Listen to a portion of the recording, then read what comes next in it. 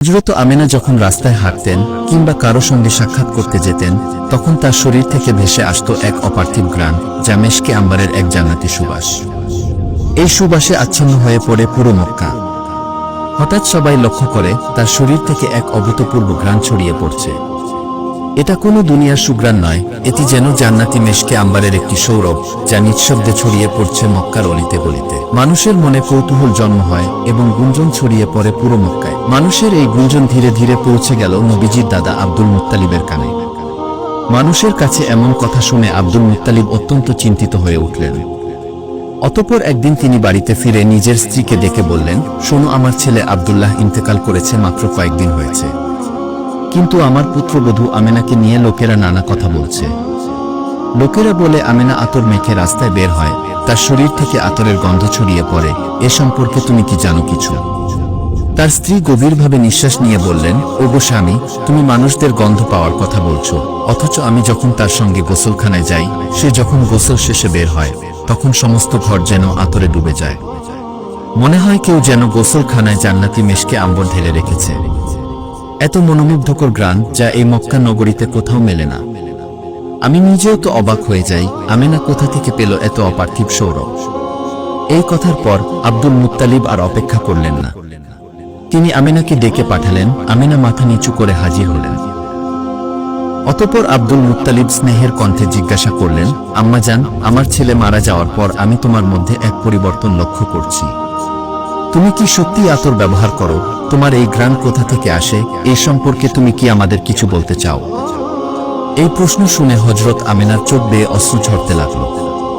তিনি কাঁপা কণ্ঠে বলতে লাগলেন, আব্বাজান, অনেকদিন ধরে বলতে চাইছিলাম, বলা হয়ে উঠছিল না, কিন্তু আজকে যখন আপনি নিজেই জানতে চাইছেন, তখন না বলেও পারছি না। আব্বাজান, আমি কোনো আতর ব্যবহার করি না, কোনো সুগন্ধি মাখি না, কিন্তু যেদিন থেকে আমার গর্ভে আপনার পুত্র আব্দুল্লাহর সন্তান এসেছে, সেদিন থেকে আমি অনুভব করি যেন আমার শরীরটাই মেশকে আম্বারে পরিণত হয়ে গেছে। হযরত আমেনা আরো বললেন, আব্বাজান, শুধু এটুকুই নয়, আমি আরো অনেক আশ্চর্য ঘটনা অনুভব করেছি। আজকে আমি সবকিছুই বলতে চাই। এক রাতে আমি শুয়ে আছি, হঠাৎ দেখি ঘরের মধ্যে 4 জন রমণী প্রবেশ করেছেন। তাদের চেহারায় ছিল নূরের ঝলক। তারা আমার দিকে তাকিয়ে বললেন, চুপ থাকো, কথা বলবে না। আমি বিস্ময়ে চুপচাপ তাকিয়ে রইলাম। তাদের মধ্যে 3 জনের পরিচয় আমি জেনেছি, কিন্তু একজনের নাম জানি না। প্রথমজন ছিলেন হযরত ঈসা আলাইহিস সালামের মা, হযরত মারিয়াম আলাইহিস সালাম। দ্বিতীয় জন ছিলেন ফেরাউনের স্ত্রী, হযরত আসিয়া আলাইহিস সালাম। তৃতীয় জন ছিলেন হযরত মুসা আলাইহিস সালামের বোন কুলসুম। তারা আমার কপালে ও গালে চুম্বন করলেন, তারপর বললেন, আমরা তোমার জন্য হাদিয়া নিয়ে এসেছি। তারা আমাকে 3টি ফুল দিয়ে গেলেন, সেই ফুলগুলো এখনো আমার ঘরে যত্নে রাখা। তারা আমাকে বললেন, আমেনা, তোমার গর্ভে এখন যে রয়েছেন, তিনি আখেরি জামানার নবী, দোজাহানের সর্দার, হাবিবুল্লাহ হযরত মুহাম্মদ সাল্লাল্লাহু আলাইহিস সালাম। তোমাকে আমরা শুধু এই সুসংবাদ দিতে এসেছি। এখন তিনি তোমার গর্ভে আমানত হিসেবে রয়েছেন, তোমার উপর দায়িত্ব হলো তার সম্মান রক্ষা করা। এই কথা শুনে নবীজির দাদা আব্দুল মুত্তালিব স্তব্ধ হয়ে গেলেন। তিনি কিছুই যেন বুঝে উঠতে পারলেন না।